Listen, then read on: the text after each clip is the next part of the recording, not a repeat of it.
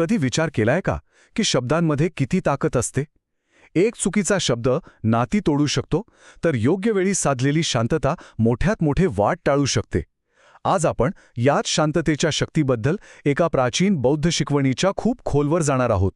चला पाहूया, हजारो वर्षांपूर्वी दिलेली एक साधी पण शक्तिशाली उपमा आजच्या या गोंधळलेल्या जगात आपल्याला कसा मार्ग दाखवू शकते. धम्मपदातील हे वचन आपल्याला थेट आरसा दाखवतं. खरं तर ह्यात काही नवीन नाही, तरी आपण रोज याचा अनुभव घेतोच. कठोर शब्दांमुळे होणारी जखम आणि त्यातून निर्माण होणारे वादविवाद हा आपल्या सगळ्यांच्या अनुभवाचा भाग आहे. मग ते कुटुंबातलं एखादं भांडण असो, कामाच्या ठिकाणचा ताणतणाव असो किंवा सोशल मीडियावरचा एखादा निरर्थक वाद. शब्द बाणासारखे लागतात आणि त्यातून संघर्षाची एक न संपणारी मालिका सुरू होते. चला तर मग या विश्लेषणात आपला प्रवास कसा असेल याची ही एक छोटीशी रूपरेषा पाहूया. आपण एका भिक्खूच्या रहस्यमयी कथेपासून सुरुवात करणार आहोत, तिथून बुद्धांच्या एका शक्तिशाली उपमेपर्यंत पोहोचू आणि शेवटी हे बघू की तुटलेली कांस्य थाळी बनण्याचा सराव आपण आपल्या रोजच्या आयुष्यात कसा करू शकतो. जेव्हा कोणी शब्दांनी आपल्यावर हल्ला करतं ना, तेव्हा आपल्यात एक आग पेटते, प्रतिशोधाची, जशास तसे उत्तर देण्याची. ही एक अगदी नैसर्गिक आदिम भावना आहे. पण या आगीत आपणच जळतो, कारण यामुळे वादाचे एक असं चक्र सुरू होतं जे संपत नाही. एक कठोर शब्द दुसऱ्या कठोर शब्दाला जन्म देतो आणि हा सिलसिला सुरूच राहतो, ज्यामुळे आपली मनःशांती आणि आपली नाती दोन्ही धोक्यात येतात. आता चला वेळेत थोडं मागे जाऊया. साधारण 2500 वर्षांपूर्वी श्रावस्तीच्या शांत जेतवन विहारात.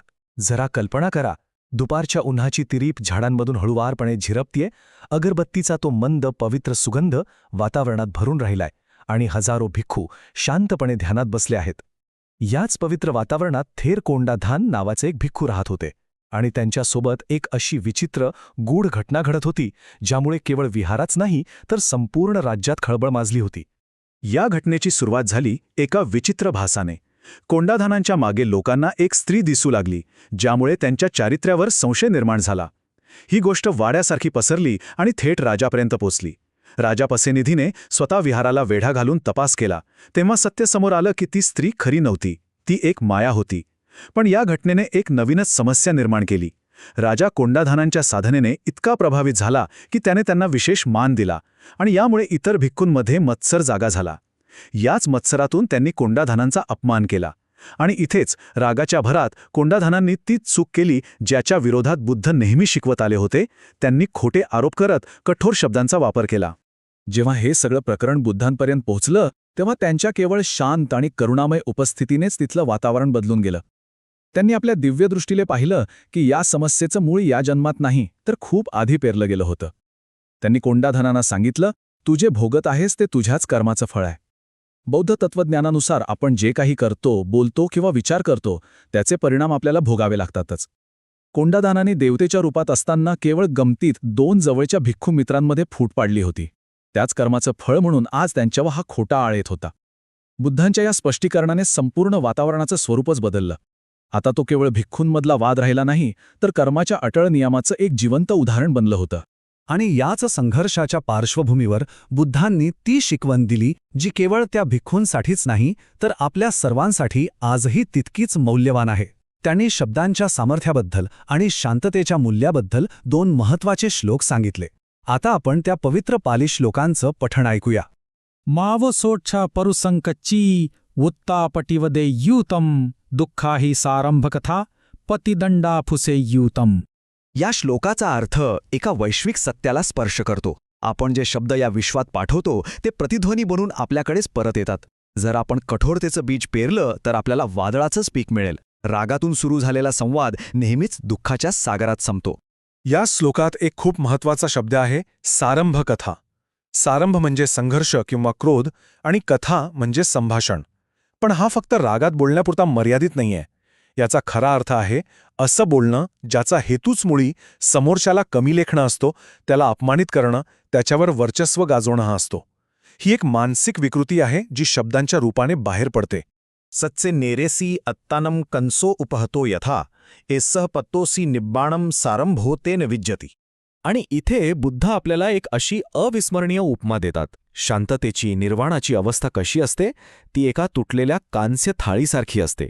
एक अशी थाळी ज्यावर तुम्ही कितीही आघात करा ती वाजत नाही, कंप पावत नाही.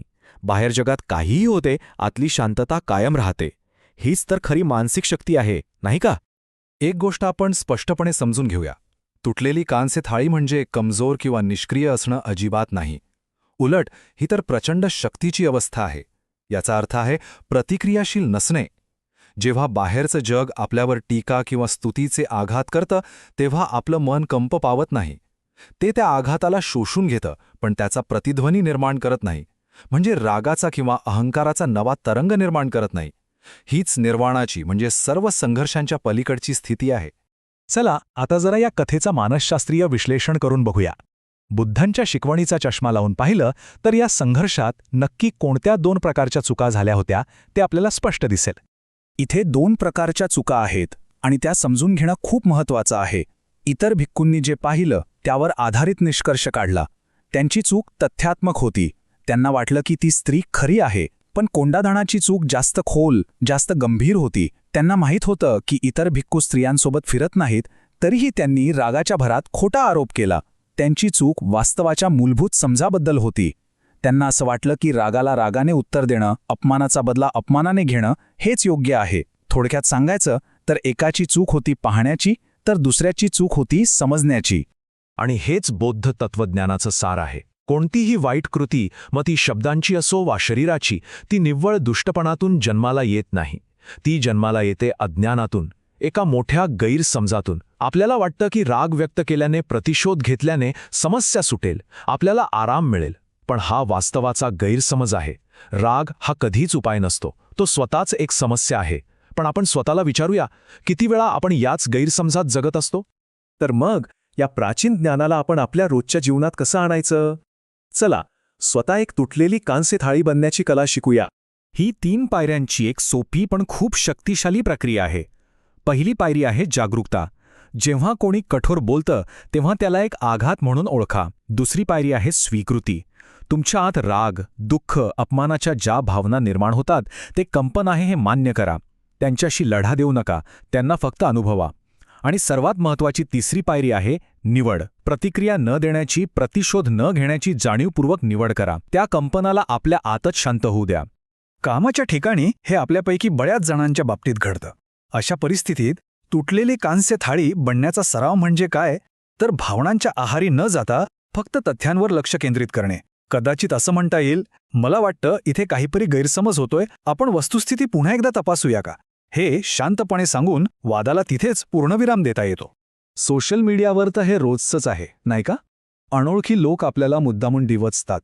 अशावेळी त्यांच्याशी वाद घालणं म्हणजे त्यांच्या जाळ्यात अडकण्यासारखंच आहे. सर्वोत्तम प्रतिसाद म्हणजे प्रतिसाद न देणं, ती नकारात्मक ऊर्जा शोषून घेणं आणि शांत राहणं. ती तुटलेली कांस्य थाळी होणं, जी वाजवली तरी वाजत नाही. आपल्या जवळच्या नात्यांमध्ये हेच करणं सर्वात कठीण असतं. पण इथेच ही शिकवण सर्वात जास्त उपयोगी पडते.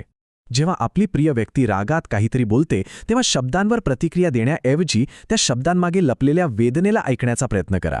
कारण अनेकदा राग हा मदतीसाठी मारलेली हाक असतो. प्रतिशोधाऐवजी सहानुभूती दाखवली तर संघर्ष प्रेमात बदलू शकतो. आतापर्यंत आपण सिद्धांत आणि उदाहरणं पाहिली. आता वेळ आलीये हे ज्ञान आपल्या प्रत्यक्ष अनुभवात आणण्याची. चला, आपल्या आतल्या शांततेच्या प्रयोगशाळेत प्रवेश करूया. तुमच्यासाठी एक छोटासा गृहपाठ आहे किंवा म्हणा एक छोटासा प्रयोग. डोळे बंद करून थोडा वेळ शांत बसा आणि एखादा जुना प्रसंग आठवा जिथे तुम्हाला शब्दांनी दुखावलं गेलं होतं.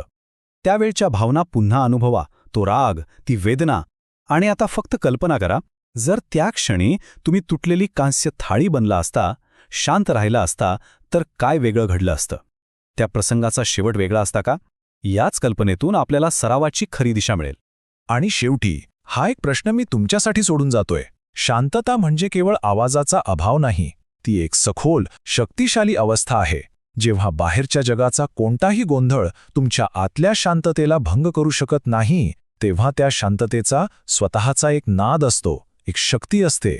तर मग तुमच्या त्या शांततेचा आवाज कसा आहे यावर नक्की विचार करा.